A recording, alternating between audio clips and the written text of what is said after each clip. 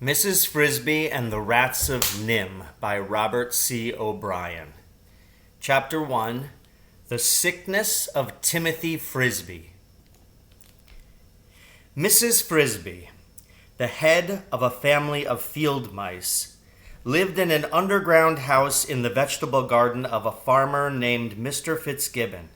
It was a winter house, such as some field mice move to when food becomes too scarce and the living too hard in the woods and pastures.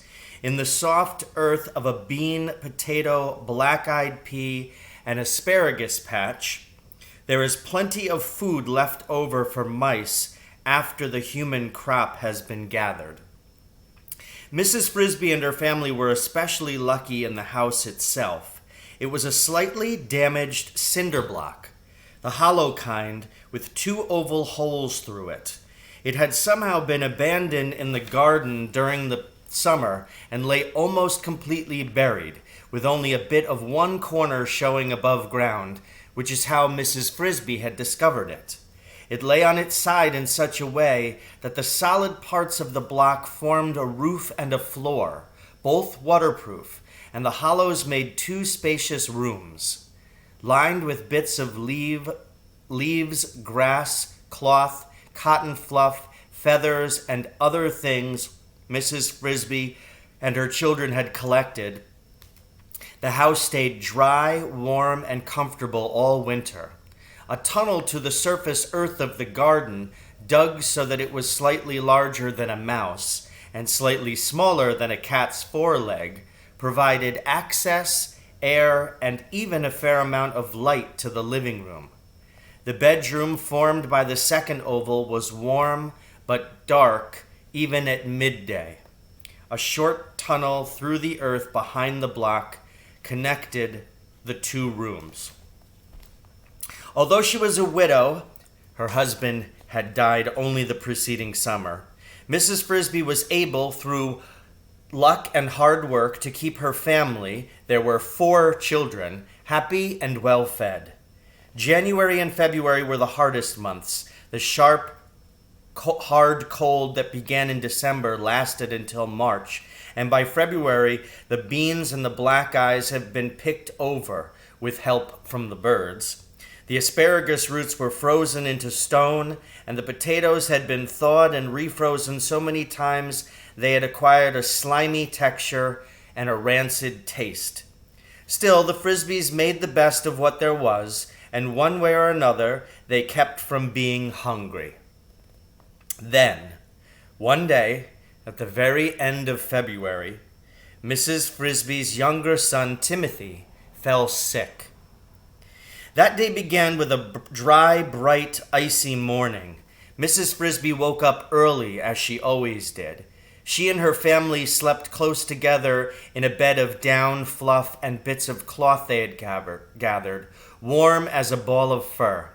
She stood up carefully so as not to awaken the children, and walked quietly through the short tunnel to the living room.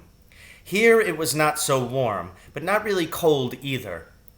She could see from the light filtering down the entrance tunnel that the sun was up and bright. She looked at the food in her pantry, a hollowed-out space lined with small stones in the earth behind the living room. There was plenty of food for breakfast, and lunch and dinner too, for that matter. But still, the sight depressed her, for it was the same tiresome fare they had been eating every day, every meal for the last month. She wished she knew where to find a bit of green lettuce, or a small egg, or a taste of cheese, or a corn muffin. There were eggs in plenty not far off in the hen house. But hens and hens' eggs are too big for a field mice to cope with.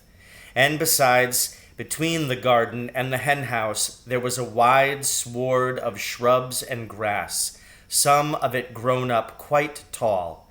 Cat territory. She climbed up the tunnel, emerging whiskers first, and looked around warily.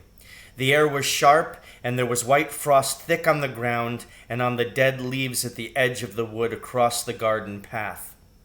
Mrs. Frisby set off over the gently furrowed earth, and when she reached the fence, she turned right, skirting the border of the forest, searching with her bright round eyes for a bit of carrot, a frozen parsnip, or something green. But there was nothing green at that time of year but the needles on the pine trees and the leaves on the holly, neither of which a mouse, or any other animal, for that matter, can eat. And then straight in front of her, she did see something green. She had reached the far corner of the garden, and there at the edge of the woods where it met the fence was a stump. In the stump there was a hole, and out of the hole protruded something that looked a little like a leaf, but was not. Mrs. Frisby had no trouble at all going through the cattle wire fence, but she approached the hole cautiously. If the stump was hollow, as it seemed to be, there was no telling who or what might be living in it. A foot or so from the hole she stopped, stood still, and watched and listened. She could hear no sound, but from there she could see what the green was. It was, in fact, a yellowish, brownish green. A bit of corn shuck. But what was a corn shuck doing there? The cornfield was in a different part of the farm altogether, away beyond the pasture. Mrs. Frisby hopped closer and then carefully crept up the side of the stump and peered inside. When her eyes got used to the dark, she saw that she had found a treasure, a winter's supply of food, carefully stored and then, for some reason, forgotten or abandoned. But stored by whom? A raccoon, perhaps? Not very likely so far from the stream. More likely a squirrel or a groundhog. She knew that both of these felt free to help themselves to the new corn each year, and that they were strong enough to carry ears away and store them. But whoever had done it, why had he then abandoned the store? And then she remembered. Back in November, there had come from near that edge of the woods the sound that sends all of the animals in the forest shivering to their hiding places, the sound of hunters' guns shooting, the sound that is accompanied for someone by a fiery stabbing pain, and then he never needs his stored food again. Still, since Mrs. Frisby did not even know what kind of animal it had been, much less his name, she could not shed many tears over him, and food was food.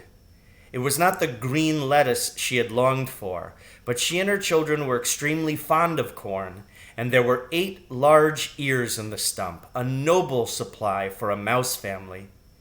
Down under the corn she could see a pile of fresh peanuts from still another part of the farm, some hickory nuts, a stack of dried sweet-smelling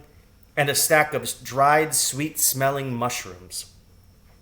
With her forepaws and sharp teeth, she pulled off a part of the husk from the top ear of the corn and folded it double to serve as a crude carrying bag. Then she pulled loose as many of the yellow kernels as she could easily lift, and putting them in the shuck bag, she hopped off briskly for home. She would come back for more after breakfast and bring the children to help. She backed down the tunnel entrance to her house, tail first, pulling the corn after her and calling cheerfully as she went, "Children, wake up! See what I have for breakfast! A surprise!" They came hurrying out, rubbing their eyes in excitement, for any kind of surprise in food was a rare and festive thing in the cold dead of winter. Teresa, the oldest, came first. Crowding close behind her was Martin, the biggest, a strong, quick mouse, dark-haired and handsome like his poor father. Then came Cynthia, the youngest, a slim, pretty girl mouse, light-haired and, in fact, a little light-headed as well, and over-fond of dancing. "Where is it?"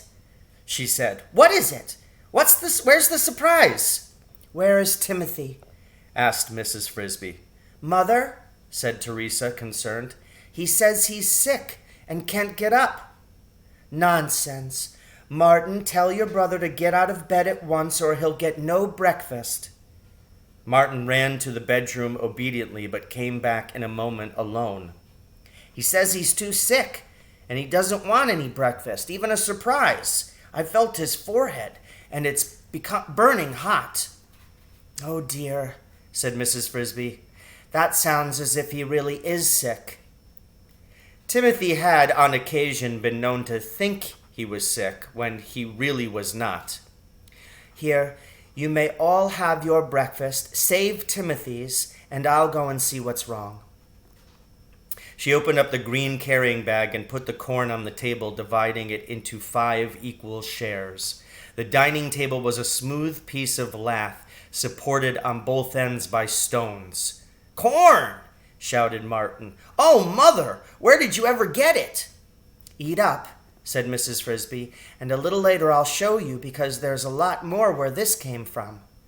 And she disappeared into the little hallway that led to the bedroom. "A lot more," Martin repeated as he sat down with his 2 sisters. "That sounds like enough to last till moving day." "I hope so," Cynthia said. "When is moving day, anyway?" 2 weeks, said Martin authoritatively. "Maybe 3. "Oh, Martin, how do you know?" protested Teresa. "What if it stays cold?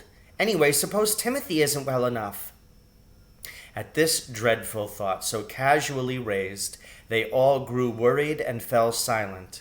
Then Cynthia said, "Teresa, you shouldn't be so gloomy. Of course he'll be well. He's just got a cold, that's all." She finished eating her corn, and so did the others. In the bedroom, Mrs. Frisby felt Timothy's forehead. It was indeed hot and damp with sweat. She took his pulse and dropped his wrist in alarm at what she felt. "Do you feel sick to your stomach?" "No, Mother. I feel all right. Only cold. And when I sit up, I get dizzy. And I can't get my breath too well." Mrs. Frisby peered anxiously at his face and would have looked at his tongue, but in the dark room she could see no more than the dim outline of his head. He was the thinnest of her children and had a dark complexion like his father and brother. He was narrow of face, his eyes were unusually large and bright, and shone with the intensity of his thought when he spoke. He was, Mrs. Frisby knew, the smartest and most thoughtful of her children, though she would never have admitted this aloud. But he was also the frailest, and when colds or flu or virus infections came around, he was the first to catch them and the slowest to recover. He was also, perhaps as a result, something of a hypochondriac, but there was no doubt he was really sick this time. His head felt as if he had a high fever, and his pulse was very fast. "Poor Timothy. Lie back down and keep covered." She spread over him some of the bits of cloth they used as blankets. "After a while, we'll fix you a pallet in the living room so you can lie out where it's light. I found a fine supply of corn this morning, more than we can eat for the rest of the winter. Would you like some?" "No, thank you. I'm not hungry. Not now." He closed his eyes, and in a few minutes he went to sleep. But it was a restless sleep in which he tossed and moaned continually. In mid-morning, Mrs. Frisby, Martin, and Cynthia set off for the stump to carry home some more of the corn and some peanuts and mushrooms. The hickory nuts they would leave, for they were too hard for mouse jaws to crack and too tedious to gnaw through. They left Teresa home to look after Timothy, whom they had wrapped up and helped into a temporary sickbed in the living room. When they returned at lunchtime carrying heavy loads of food, they found her near tears from worry. Timothy was much worse. His eyes looked wild and strange from the fever. He trembled continuously, and each breath he took sounded like a gasp for life. Teresa said, "Oh, Mother, I'm so glad you're back. He's been having nightmares and shouting about monsters and cats, and when I talk to him, he doesn't hear me at all." Not only was Timothy not hearing with his ears, his eyes, though wide open, were not seeing, or if they were, he was not recognizing what they saw. When his mother tried to talk to him, to hold his hand and ask him how he felt, he stared past her as if she did not exist. Then he gave out a long, low moan and seemed to be trying to say something, but the words would not form properly and made no sense at all. The other children stared in frightened silence. Finally, Martin asked, "Mother, what is it? What's wrong with him?" "He's terribly ill. His fever is so high he has become delirious. There is nothing for it. I will have to go and see Mr. Ages. Timothy must have medicine."